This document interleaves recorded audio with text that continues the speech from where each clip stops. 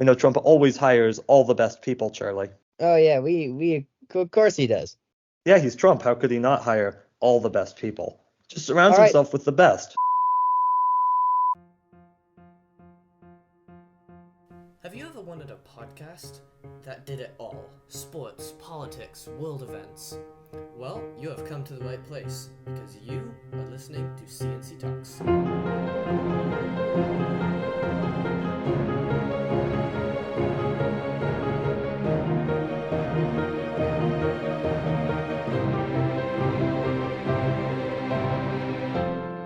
Hello, I'm Colin.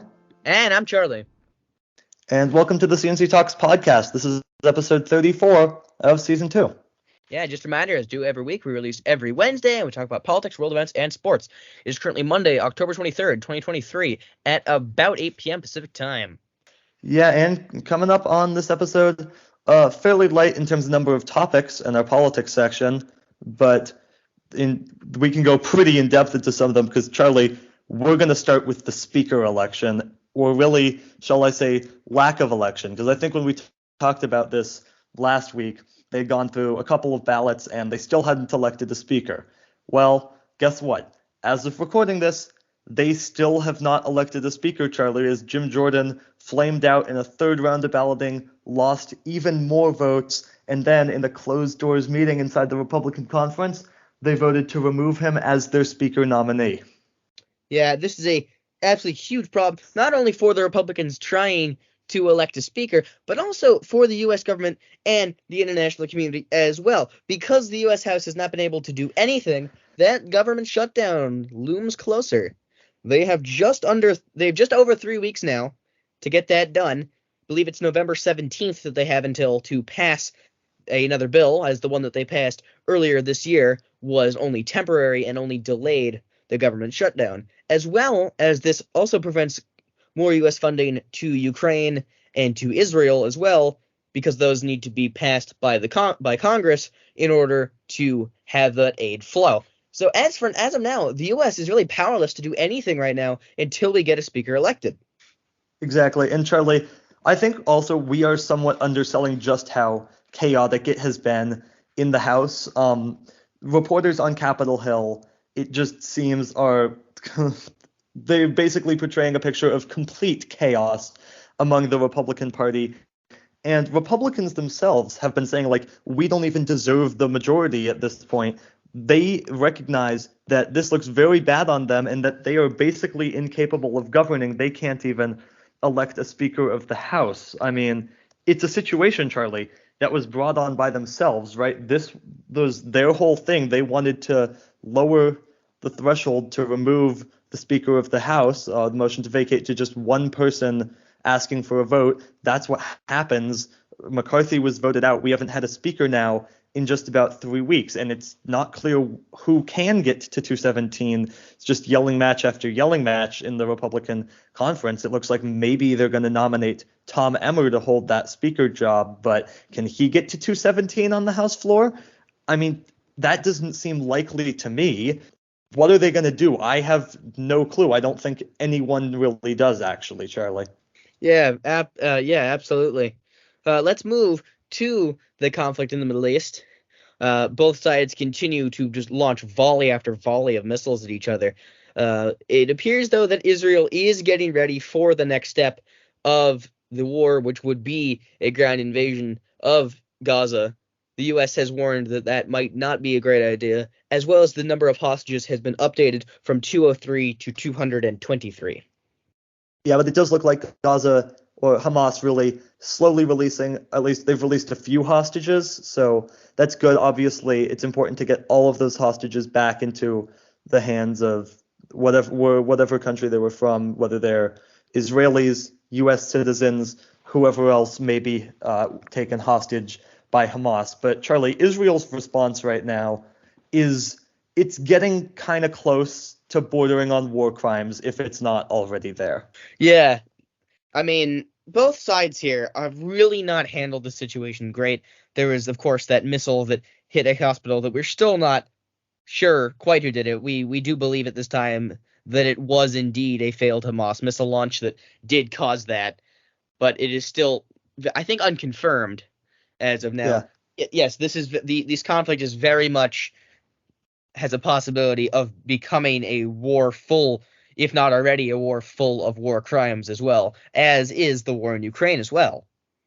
Yeah, I mean, the amount of civilians that we're seeing just in harm's way is completely sickening on both sides, right? Obviously, what Hamas did was a terrorist attack.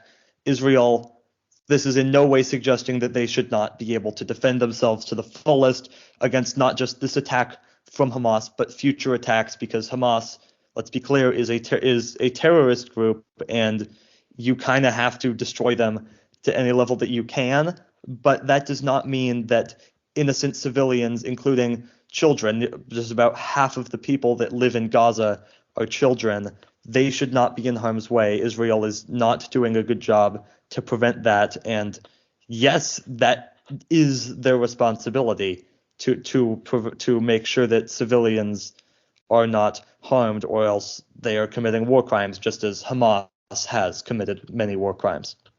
Absolutely.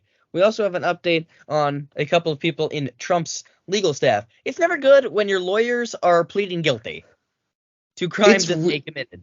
It's really, really bad, Charlie, when your lawyers are pleading guilty. Like, really, really bad. This is Sidney Powell and Kenneth Chesebro. These are some of the defendants in that Georgia case, the one involving racketeering. 19 defendants. One of them had pled out guilty some time ago. But now Powell and Chesebro, they asked for quicker trials than the rest, so their trials were expected to start quite soon. In fact, this week. But at the last minute, both Powell and Chesebro pled guilty. So they're not going to get jail time. They're going to get significant probation. Personal opinion, you should probably get jail time for trying to overthrow the government, but that might just be me. But the big key here, Charlie, is that they are cooperating with the investigation. They are compelled to testify truthfully against Trump, against any of the other defendants. Charlie, this could be huge for that case. Yeah, it absolutely can be, especially when you get people as close to him as Chesebro and Powell were. This could end up revealing some things about many of Trump's investigations that he's currently in and the trials against him as well. Exactly. And Charlie, let's be clear real quick about just who Sidney Powell is, right? This was the lawyer who was just coming up with the completely ridiculous things, even more so than the rest of the lawyers. It seemed like she genuinely might have been crazy. She was planning to release the Kraken. She was talking about the international conspiracy going on to overthrow the election, which included her going to Congress and reportedly asking for a letter of marque to go into Germany and steal stuff to prove that the election was stolen. She's talking about Hugo Chavez's ghost stealing the election. This woman is just absolutely nuts. So I'm not even sure, Charlie, how she can be a reliable witness. But Fani Willis, Fulton County District Attorney, seems to think that she has useful information. Trump, of course, now claiming that he and Sidney Powell have never met, like Trump always does with these types of people, because we know Trump always hires all the best people, Charlie. Oh, yeah, we of course he does. Yeah, he's Trump. How could he not hire all the best people? Just surrounds himself with the best. Yeah, let's move on now to Charlie's Thing of the Week. I got another sports one for you. We have a new three-peat in a sports series. Verstappen has won his third consecutive Formula One World Championship. So my question for you is, of the four major American sports, what was the last time a team three-peated? Ooh, wow. It hasn't happened in the NFL in a long, long time. In fact, has it ever happened in the NFL, Charlie? I kind of don't think so. I believe it has. If you're asking if it ever happened in what became teams in the NFL, then yes. In one of the leagues that ended up merging with the AFL, I believe the Cleveland Browns won 8 straight at one point. Yeah. But I think it has happened, but I'm not quite sure about that. All right. The Tampa Bay Lightning, they came very close. They went to 3 straight, won the first 2, lost the final one to the Avalanche. I don't think that anyone did it in the NHL in this century. but I might be wrong. Um, Major League Baseball, I don't think it's happened since the Yankees, and in the NBA, has it? I don't think it's happened since the Bulls, though the Warriors came painfully close to, well, honestly, winning 5 straight. Charlie, is it the Yankees at the end of the 20th century? You are so close, and your basketball statistic is incorrect. Wait. Let me think. Let me think then. The Heat didn't do it, did they? No, No, they the did. Spurs did. The Spurs did it. No, the Spurs didn't either. They took 2 in a row. Oh, who? Who did It's it then? it's the 2000, 2001, and 2002 Oh, it's the Shaq and Lakers. Kobe Lakers. Yeah. By Oh, the how way, did I miss that? it has happened in the NFL before. The Packers won the final NFL title before the Super Bowl and then won the first 2 Super Bowls. That doesn't count. I was just talking about the Super Bowl, and frankly, And it didn't. no Frankly, it team has didn't ever. matter because I knew that the Bulls and the Yankees existed, so none of that mattered. All right, let's move on to Let's the move on. MLB playoffs. What an insane series we've had here. It's just been In both absolutely of them. ridiculous. Both of them. Neither team in the ALCS won at home. Yeah, Astros have been very, very good on the road this year. In fact, they have not yet lost a postseason game on the road. But as of this taping, it's looking like that's not going to be enough because I'm checking the score right now in Game 7, and Texas is up 11-3. And Charlie, for the Rangers, this has really been the series of Adolis Garcia. The huge home run in Game 5. He was hit. Fight breaks out. Astros come back to win the game. Then 0 for 4 with 4 strikeouts in Game 6 before the huge grand slam. And then, Charlie, just an absolutely massive Game 7 for Adolis Garcia. We might have a star on our hands right here. Yeah, if we don't already. Yeah, he's been impressive. And then, Charlie, what do you make of that other series between the Diamondbacks and the Phillies, kind of going back and forth? Diamondbacks with some really impressive wins in Game 3 and Game 4, now winning Game 6. As of this taping, we know that there will be a Game 7 in Philadelphia Tuesday night for all the marbles. Yeah, this will be huge. And of course, by the time this episode comes out, you will know who the World Series matchup will be. Who do you want? Who are you taking in this final game of the CS series? I mean, well, it looks like the Rangers are going to win, but then, of course, you're going to do this to me with the other series because we'll know by the time anyone hears this episode whether I'm right or wrong. But, I mean, I think I got to go with the Phillies. It's a true home field advantage for them at Citizens Bank Park. And on top of that, just a really, really good team. Bryce Harper, we know what he can do in the postseason. We've saw it last year. We've seen it this year. Really impressive stuff there. Nick Castellanos, Trey Turner, the whole team really. Ranger Suarez, I actually think could have a big start, and maybe this prediction just goes absolutely horribly. Who knows? But I am going to go with the Phillies, and I'm frankly at this point, Charlie, I'm going to take the Phillies to win it all. I just don't think that Rangers bullpen is good enough. All right, I think whoever wins in the National League will win. I want to go Arizona here. Wow. This team at clutch moments this season has come up when it counted. I mean, if it comes down to it, in the 9th inning, with Paul Sewald on the mound, ain't no one better. I mean, here's the thing, though, right, is that the Diamondbacks are actually built pretty well for October. The offense, it's not amazing. It's pretty good, but the bullpen, Zach Gallen, Merrill Kelly, Charlie, really good top 2 in that rotation that'll pitch a combined 4 of the 7 games in the World Series should they get that far, but they're not going to be able to rely on either one in that Game 7, which is why I have the Phillies winning it. But you never know. It was Brandon Pfaadt that actually pitched in Game 3, which was the first win of the series for the Diamondbacks. But impressive stuff. And Charlie, just want to quote Brian Anderson on the TBS broadcast on, I believe it was Friday night. I'm not positive. Baseball is not boring. Baseball is great. This was after a pair of come-from-behind victories on an incredible night of baseball. This has been a phenomenal. The postseason didn't start out amazing, but in terms of League Championship Series, this has been phenomenal. Yeah, absolutely. Let's move on now to the NFL. And because of the time we were recording this, we have some news coming in from Monday Night Football. 49ers handed their second straight loss, this time by the Minnesota Vikings without Justin Jefferson. I mean, Charlie, this is shocking given that it was Kirk Cousins playing in prime time. What happened? The Vikings played great after an early interception. The Vikings offense just was lights out, scored on four straight possessions. Actually should have won by a little bit more than that, actually. They only didn't get there because of a missed field goal. And a missed extra point. That Vikings defense came up huge. The 49ers were driving right towards the end of the game. Brock Purdy tries to go deep, intercepted. Yeah, Charlie, it's been a rough couple of games for Brock Purdy.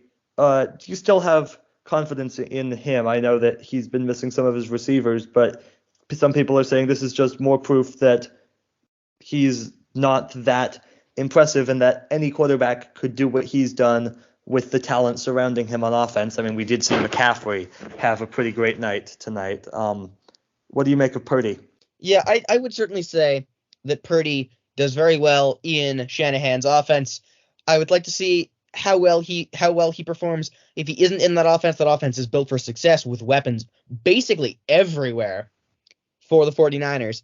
I do think Purdy is a good quarterback, but I do think he is absolutely certainly helped by the team around him.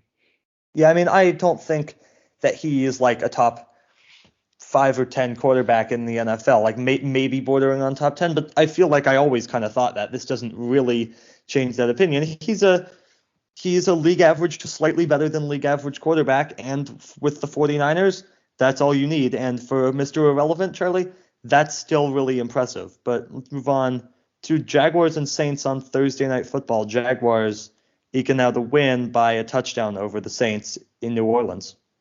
Yes, and a touchdown that was dropped in the end zone by the Saints right as the game ended. Yeah, that was a wild ending, wasn't it? The Jaguars, are they back? They're 5-2 and really up there in the standings. Yeah, you were calling me a fool for drafting them number 3 overall. I mean, you still are, but because they're not the third best team in the NFL. They got a couple of great wins. Another team in that division that I really quick wanted to talk about, they had a bye week this week. But how surprised are you by the Texans? Slightly. I mean, the Texans, the Texans, for me, the sky's the limit over a number of years. I'm surprised with how well it's going so far, but I really, really like their draft. I think that they could be set up for years to come. Just didn't expect that it would come quite this soon. But Charlie, let's move on to really was one of the biggest stories of this week of NFL action, and just use 3 words: any given Sunday. Yeah. What a day of football. Wow. This was ridiculous.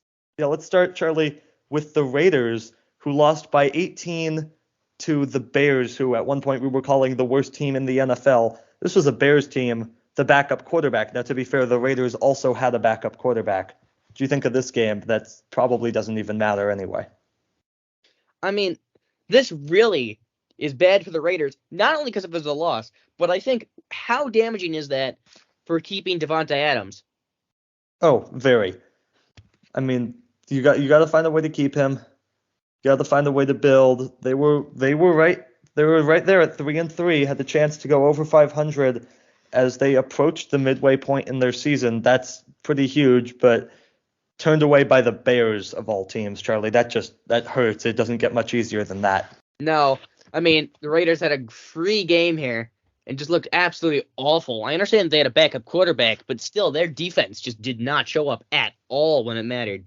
And like I said, the Bears did too. Let's talk, Charlie, about the Browns and the Colts. The Browns eking out a win after what was some pretty terrible officiating. Would you agree, Charlie? Yeah, the officiating has not been great, and I think we really need to talk about that, just how bad the officiating has been so far this year. Yeah, I mean, it's something we'll get into when we talk about college football in a minute as well, but there was this play at the end of the Browns-Colts game. Browns chance to take the lead late. They call pass interference on the ball that was clearly uncatchable. Charlie, I'm not sure that Victor Wembanyama could have caught that pass. No, I don't think he could have. Yeah, and then gave the Browns the ball at the 1 and 4 plays to get into the end zone, which they did. They win the game 39-38.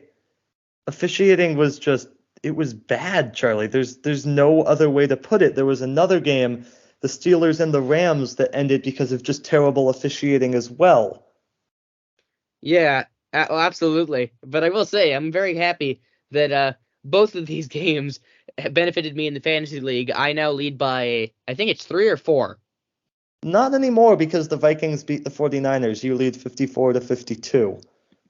So still a lead, a respectable lead. You had a really good week, but just not quite as big as maybe you were thinking. Although, I mean, some of the results that went against me, Charlie, like talk about Patriots Bills, and this was a great game. Patriots, and especially Mac Jones, he actually had a great game. Showed flashes definitely of rookie Mac Jones, which we haven't seen in a while.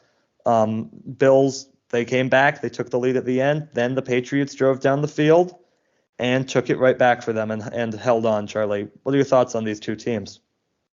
I mean, I think the Bills really are in trouble here. That was an ugly loss to the It was. Patriots, as well as a loss to the Jaguars. They're in trouble. If Aaron, as unlikely as it might be, if the Jets get Rodgers back, they can go on a run. I really think, honestly, at this point, with the Dolphins playing the way they are, I think this division may be out of reach. Yeah, and we'll get to the Dolphins in a minute. And then the Patriots, Charlie, does this change your opinion of them, or was this just the Bills just aren't as good as we thought? I think this is also the Bills not being as good as maybe we thought they were, but also I really don't think the Patriots are as bad as people thought they were. They had a couple of awful games, but I think they can turn it around. I know they can. Put Bailey Zappi in, please. That's all Okay, I'll so say. can I need you to confirm or deny this. Did you tweet in the middle of this Patriots-Bills game that Zappi was doing well, then saw that it was Jones that was playing and deleted the tweet? I did. I did think that they benched Mac Jones because I thought there's no way that Mac Jones is actually leading a functioning offense. I thought it was Bailey Zappi. And then you checked and you deleted it. And yeah, I caught you. All right. You Moving did on. indeed. Moving on. Giants, Charlie, who were really struggling. They beat the Commanders, another team that was kind of middle of the pack in a game that was interesting. I'll put it that way. Should Tyrod Taylor be the starting quarterback? Because he's looked good. I mean, the Giants need an offensive line. The quarterback isn't their problem. Daniel Jones got sacked, and that's not really his fault. By the way, if trends continue, Sam Howell will break the quarterback sack record by a lot. A lot. Yeah, no. It's yeah, talk about sacks. The O-line for the Commanders is in rough shape, Charlie. And Falcons and the Buccaneers, this was just an absolutely huge matchup in the NFC South. Could absolutely help determine who wins this division. Walk-off field goal for the Falcons to beat the Buccaneers here. What are your thoughts? Yeah, I mean, Desmond Ridder has looked good. 2 Has straight he? comeback wins, but I looked into this after I saw them win. 3 fumbles. Yeah, 3. a lot. You can't do that. Never mind. Falcons defense, good job. Good Yeah. job. You hit a couple of great field goals. But Yep. still. Yep. Ravens and the Lions, Charlie. This was we thought that this could be one of the best games of the entire week. It was the Ravens that came out on top, and it wasn't close. 38-6 the final score. What happened and was the praise for the Lions premature? I don't think the praise was premature. The Ravens are a great team, and I really think that this could be a year for them. Jackson's looked great. He finally has his passing game back, as well as he's deadly with it in the run game. But just wow. Yeah, and the Lions, I feel like I'm not too worried. I feel like expectations were set high for the Lions this year, higher than they have been in a long time. But then once we actually saw them start to play, those expectations went through the roof, and now I feel like it's kind of coming back to earth. Like they're kind of what we thought they would be at the beginning of the season. They're a good team. They're probably going to win that division. They're a good team, and nothing more than that. You would agree? Well, the Lions? Yeah. I think they do have the potential to be very good, but they need a lot of things to go right. but I do think they'll win that division because the Bears aren't going to be a threat. Yep. I don't think the Correct. Vikings are going to be. And the Packers lost to the Broncos. Oops. I mean, what happened, guys? You can't lose to the Broncos. You're making me upset. I mean, I think they still are the worst team in the AFC because the Patriots also won. Yeah, I think you're right. And the Broncos, both of their wins, they probably should have lost. But I mean, I don't know. Jordan Love looked quite good at the beginning of the season. Just has not looked that way recently. Now, Charlie, let's talk about a result that you'll definitely like, and honestly, I will too. The Seahawks 20-10 win over the Cardinals. That Seahawks defense is legit, man. The offense, it's been struggling a bit. Seahawks made some dumb mistakes on special teams, but what do you think overall of this game? This was the ugliest win I've ever seen. Yeah, I mean, yeah. this was just awful. By the way, we do have some breaking news. Chris Olave has been arrested. Who? Chris Olave, the Saints wide receiver. For? Apparently, he's been arrested for reckless driving after traveling 35 miles per hour over the speed limit. Of course. It's a common NFL crime. Yeah, Yeah. I mean, just ask the Georgia football program. Yeah, sure. Yeah, with that Seahawks game, Charlie, I was really impressed with Devon Witherspoon. He had a huge interception and a huge sack. Neither of them will show up in the stat line because penalties not at all related to the play negated both of them.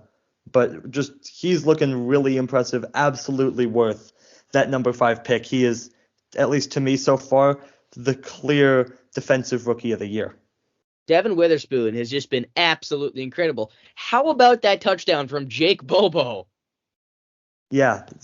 That was Charlie. That's the catch of the season. In fact, that's one of the greatest catches I've ever seen when watching the National Football League. It was that impressive. That was absolutely ridiculous.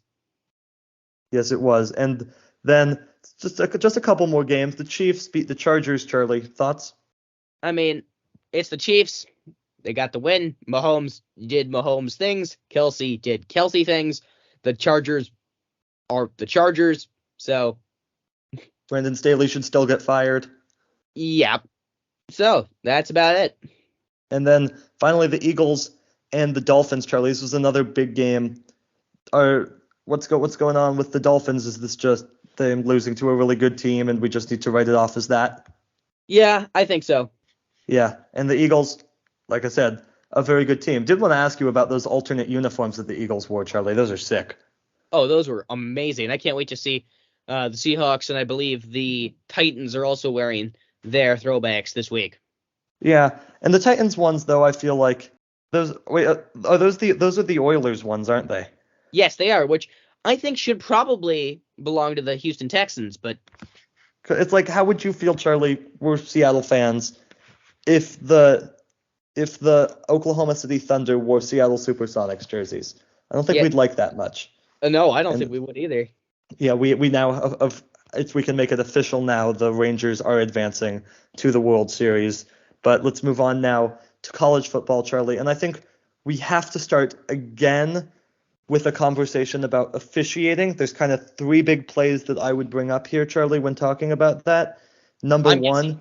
I'm guessing the interception or the pass interference call in Washington or Arizona State. Yep. The entire game of Texas and Houston. Yep. And I don't know what the third one is. All right, so yeah, I'll start with that first one, that Washington, Arizona State. Arizona State was, I believe, they were leading at the time, I believe. Yes? And then there was a flag thrown for pass interference. Camera angle showed it was clearly pass interference. Then the officials picked up the flag. They said that there's no penalty here. Charlie, what's that about? Is that just Pac-12 refs being Pac-12 refs? I mean, something must have said to them, like, pick up the flag. But I don't know what that could be because it was clearly a flag. It was, and this was not a good call. However, it did benefit the Huskies, and I like the Huskies. But yes, this was just a terrible call. But we do also have to acknowledge there was a similar call towards the end of the first half, very similar thing that was not called against Arizona State. Sure, but in a less crucial situation. And I believe right after this call, Charlie, late in the game, was when the Huskies had that pick six to take the lead. Yes. And then moving on to that Houston-Texas game, which was just like that Washington-Arizona State game. It was shockingly close. Houston driving down the field at the end of the game, a chance to tie it up with a touchdown. It's third down and not far to go. They clearly push ahead of the line to gain to get a first down. The officials spot it short somehow, even though it was clear that should have been a first down. Not reviewable. Houston unable to get the first down on fourth down, end up losing the game because of it. Charlie, just unacceptable. Yeah, absolutely. What was the third one? Yeah, so this one comes in a game that I'm not sure that this is a direct quote, but I'd like to paraphrase what Reese Davis said on College Game Day. Said something along the lines of, there was a time when the forward pass was illegal. On a related note, Minnesota and Iowa. Charlie, this game, there were 22 points scored total. The over-under, 30.5, I believe the lowest over-under in college football history. And they hit the under by a lot, but this was right at the end of the game, this play. Minnesota was leading by 2, and Iowa returns a punt for a touchdown to take the lead, but then it's called back because the receiver called a fair catch, except one problem, he didn't call a fair catch, Charlie. The officials, I guess, made it up. Yeah, that was a terrible call. I mean, they all were. Talk about some of the other big games in college football this week. Penn State, Ohio State, Charlie. What are your thoughts on this one? Ohio State coming away with the win. This game was weird. I checked. Was it not 3-7 going into the fourth quarter? Don't remember the exact score, but this was a low-scoring game. Don't ask me though what a Columbus paper had to say about that. Oh, that was amazing. You showed me that this morning. I think the viewers deserve to know, though. All right. Article title in the Columbus paper. I'm sorry that I don't know the name of the paper off the top of my head. I wasn't planning on citing it in this podcast, but I believe that the headline was Ohio State rides D to win over Penn State. Yeah, yes, you don't say that. Correct. That comes out odd. We'll put it that way. You can certainly say so, but good job. You guys got the win, and you get to make a great joke at Penn State. Yeah. Charlie, Duke and Florida State. It was Florida State that came out on top. Duke falling down in the rankings a bit. What do you think of this one? This one was expected to be a good game, and it was a pretty good game. Until the end, yeah. Yeah, well, yes, until the end. Let's look real quick at the new top 25 for this week. Yeah, and Charlie, the top is very much the same. Yes, it is actually. The top 6 stay the same. Georgia, Michigan, Ohio State, Florida, Washington, and Oklahoma. Texas, Oregon, and Alabama move up, with Penn State moving down to 10, along with Oregon State, Ole Miss, Utah, Notre Dame, LSU, and Missouri moving up, with North Carolina moving down. Louisville and Air Force move up 3. Duke and Tennessee both down 4. Tulane up 1. UCLA up 2. USC down 6 after a very bad loss, and James Madison sneaks into the polls at 25. Yeah, I feel like just a few more games here in college football to note. I feel like we don't need to spend much time on this, Charlie, but I feel like we're kind of obliged to talk about the Commander-in-Chief's trophy, first leg of that Air Force, who's now ranked, shockingly, pulling out a win over Navy 17-6. But let's move on to a couple of other games. Charlie, USC, what's gone wrong there? 34-32 in favor of Utah in that game. USC drops another game, and they're falling fast. Yeah, I think, if I am not mistaken, Utah is on a quest to destroy the Pac-12's hopes of making the playoff again. They face Washington again, don't they? They do, and that's going to be an absolutely great game. Yeah, Tennessee and Alabama, Charlie. Tennessee came away with a huge win over Alabama last year, and it looked like they would do it again this year in Tuscaloosa, but Alabama, a great second half, a disaster of a second half for Tennessee. Alabama comes away with the 14-point win and are back in the top 10. Yes, they are. With Penn State falling, Alabama moves up 2 spots. Yeah, and now just 2 more games to mention. First of all, North Carolina. If you're not good enough, a loss will find you. And that's what happened when they lost to the absolutely terrible Virginia Cavaliers, Charlie.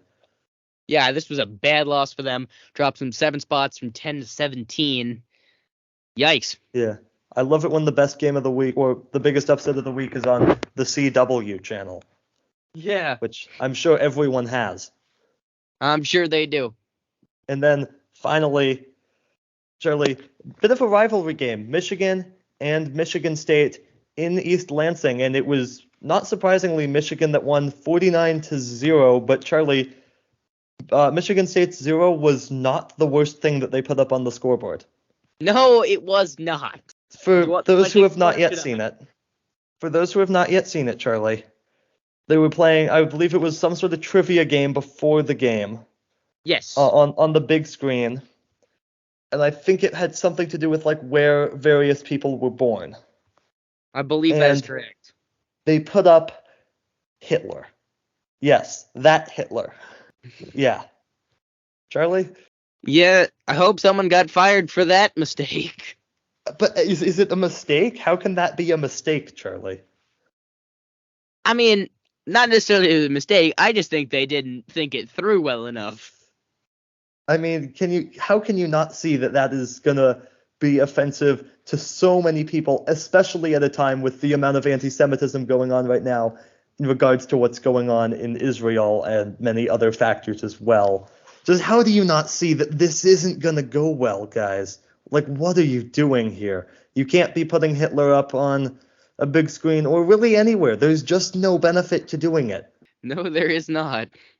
All right, let's move on. The NBA starts tomorrow.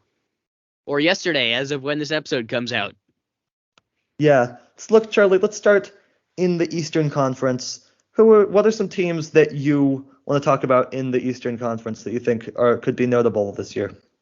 Well, I think Boston really equipped themselves well, getting Kristaps Porzingis from Washington. This team's gearing up, and I think that they could go on a run, and the only ones who I really think are going to be able to challenge them are the Heat, who now have Damian Lillard.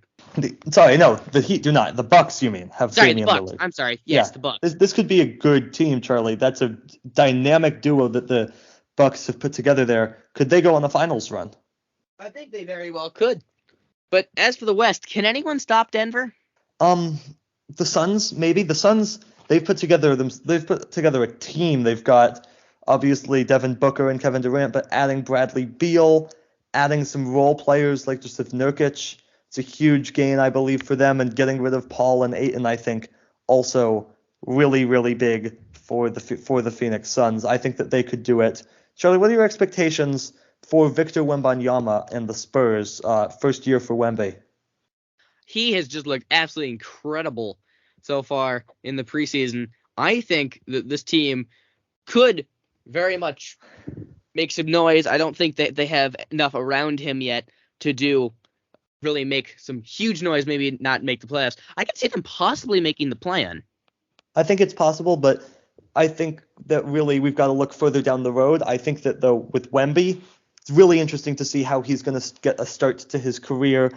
I think that it would be huge for him to just start out playing pretty well. I think the offense, we've seen flashes of it. He looks pretty good, but I think, Charlie, the biggest factor is on defense. No one's shooting on him. No one is, because they know that he's going to reach up there and block it. If you're going to score on him, you're either going to have to get around him, which is difficult, or you're going to have to shoot this thing to the moon on an absolute massive arc.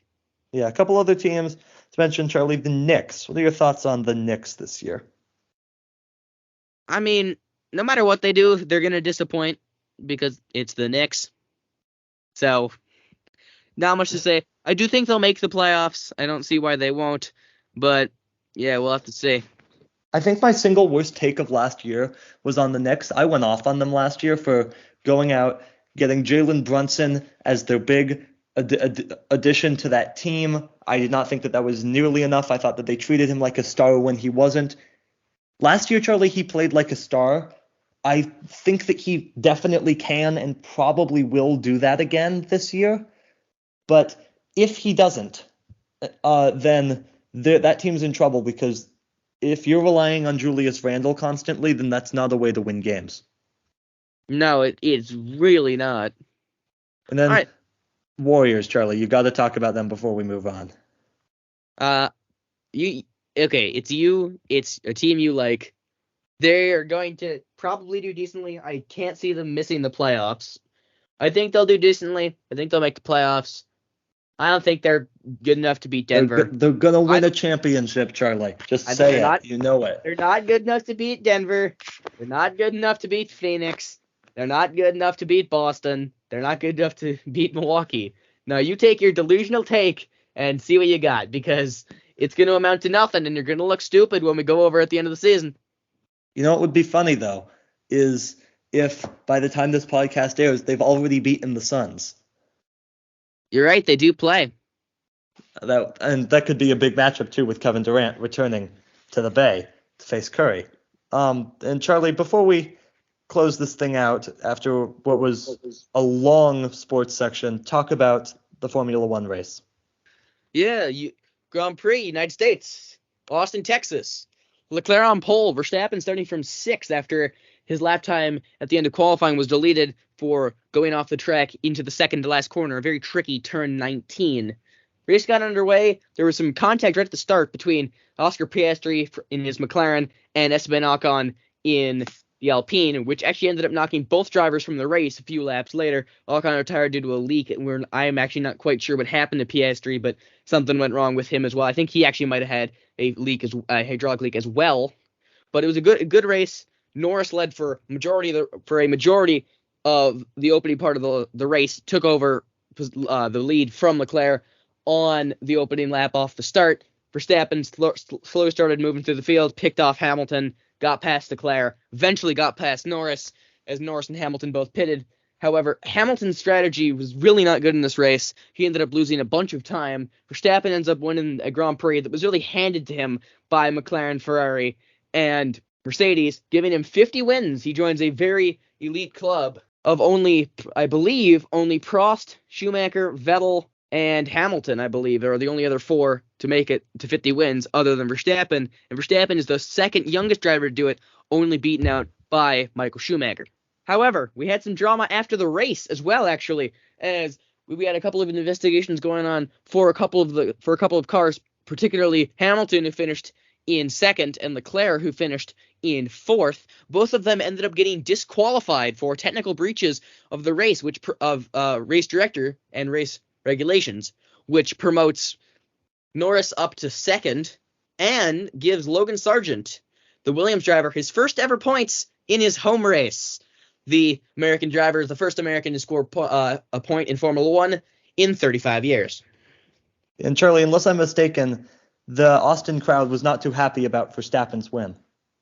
No, they certainly weren't, and I don't really think anyone other than Verstappen fans are happy. This sport is really kind of dying at this point. Fans are really uninterested in just seeing one team dominate. I understand we saw that with Mercedes, but we still did see some competitiveness from Red Bull every so often. From Ferrari, Vettel would get some wins. Leclerc would get a win every so often in 2018, 2019.